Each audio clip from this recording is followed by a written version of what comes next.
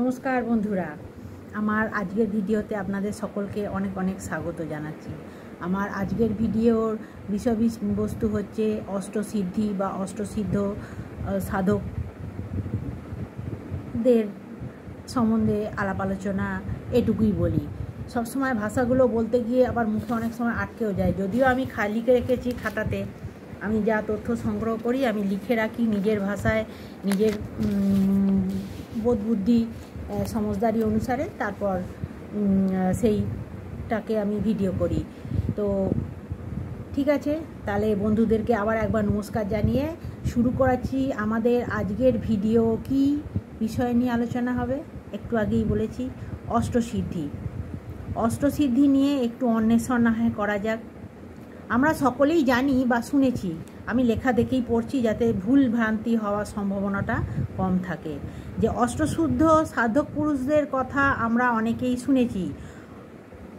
অনেক রাজ চক্রবর্তী রাজারা আগেকার দিনে হতেন, তারা অষ্টসিদ্ধ সাধক হতেন, বা এখনকার দিনেও অনেকে সাধনা করে পান। অষ্টসিদ্ধি এমনই একটা জিনিস যে তার দ্বারা যদি সঠিকভাবে সঠিক পদ্ধতিতে কেউ শেখে বা আত্মস্থ করতে পারে, তার দ্বারা সে অনেক কিছুই করতে পারে।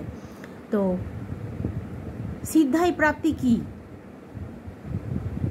সিদ্ধাই প্রাপ্ত সিদ্ধ পুরুষ আমি দেখিনি। আপনারা যদি কেউ দেখে থাকেন তাহলে জানাতে পারেন আমাকে কমেন্ট বক্সে। আমিও সঠিকভাবে জানি না যে সিদ্ধাই প্রাপ্তিটা ঠিক কী জিনিস। আমি একটু অন্বেষণ করার চেষ্টা করছি, এই আর কি।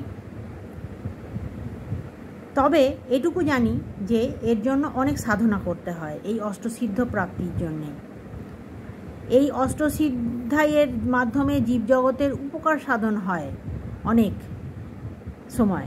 অষ্টসিদ্ধি হলো, ভালো করে শুনবেন, অনিমা, মহিমা, লঘিমা, গরিমা, প্রাপ্তি, ঈশিত্ব, বশিষ্ঠ আর প্রকম্ম। আমি আরেকবার রিপিট করব কি? অষ্টসিদ্ধি হলো অনিমা, মহিমা, লঘিমা, গরিমা, প্রাপ্তি, ঈশিত্ব, বশিষ্ঠ, প্রকম্ম। এই 8 রকমের সিদ্ধাই হলো অষ্টসিদ্ধি। এগুলো প্রত্যেকটা কিন্তু আলাদা আলাদা জিনিস। অনিমার দ্বারা একরকম কাজ হয়, লঘিমার দ্বারা একরকম কাজ হয়, মহিমার দ্বারা একরকম কাজ হয়। এই তথ্যটাও আমার সন্ধানে আছে, আমি তাকে এখনও খাতায় ঠিকভাবে তুলে উঠতে পারিনি, বা মানে ঠিক মতো নিজের ভাষায় কেমনভাবে কি লিখবো না লিখবো, সেই জন্য সেই বিষয়টা নিয়ে এখন আলোচনা করছি না। আমি একটা মোটের ওপর আলোচনা করছি। এই 8 রকমের সিদ্ধাই হলো অষ্টসিদ্ধি। বহু প্রাচীনকাল থেকেই ঈশ্বর পথের সন্ধানীরা এই বিদ্যার চর্চা করে আসছেন।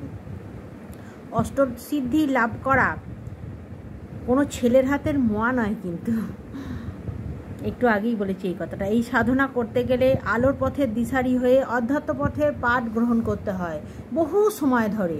এই পথ আলো আধার সম্বলিত, সাধারণ গৃহস্থ জীবনের জন্য একেবারেই অনুপযুক্ত। এই আলো আধারির পথে চলা যেমন তেমন করে মোক্ষ লাভ হয় না। বহু কৃচ্ছ সাধনার পর তবেই সাধকরা মোক্ষ লাভের পথে চলতে ইচ্ছুক ব্যক্তিকে মোক্ষ পথে সন্ধান দেন বা দিশা দেখান। উদাহরণস্বরূপ বলা যেতে পারে যে গুটিকা সিদ্ধির মাধ্যমে সাধক নিজের শরীর সংকুচিত বা একদমই ক্ষুদ্রাতি ক্ষুদ্র করে দৃশ্যমানতার বাইরে নিয়ে যেতে পারেন। আবার হয়তো অনায়াসে জলাশয় পার করে চলে যান। ইচ্ছাশক্তির দ্বারা কোনো বস্তু লাভ করা বা আকর্ষণ করা, বা কারো একটা মানসিক গতিবিধি নিয়ন্ত্রিত করা, ইত্যাদি ইত্যাদি নানা রকমের মানে কাজ হয়। যে বা যারা এই বহু কঠিন সাধনা দিয়ে আলোর পথের দিশারি হয়ে আধ্যাত্ম সাধনা করে অষ্টসিদ্ধি লাভ করেন, অষ্টসিদ্ধ মানে সাধক পুরুষ হিসেবে মান্যতা পান, তাদের কথা বলছি। এই স্বল্প পরিসরে খুব বেশি বলার সময়ের অভাব, যেটা আমি একটু আগেই বলেছি। তাই আমার ইচ্ছা আছে এই বিষয়ে আর একটু বিস্তৃতভাবে অন্য কোনো সময় চর্চা হবে না হয়। হ্যাঁ, এই যে অনিমা, মহিমা, লঘিমা, গরিমা, প্রাপ্তি, ঈশিত্ব, বশিষ্ঠ, প্রকম্ম, এর প্রত্যেকটার আলাদা আলাদা মানে আছে। সেটা আমি আগে নিজের খাতায় নিজের ভাষায় লিখে সংগ্রহ করে মানে ঠিকভাবে রেডি করি। আমার ইচ্ছে আছে, জানি না পেরে উঠব কি না। এত গরমে এত শরীর ড্যাশ হচ্ছে যে পেরে উঠছি না। খ্যাপার হাট বাজার, মা তোদের খ্যাপার হাট বাজার, শ্মশানে মশানে ঘুরিস কার বা ধারিস ধার। তাহলে রামপ্রসাদী দিয়েই শেষ করছি। নমস্কার বন্ধুরা, thanks for watching. Please like, comment, share. Love you my lovely viewers. Bye, see you in the next.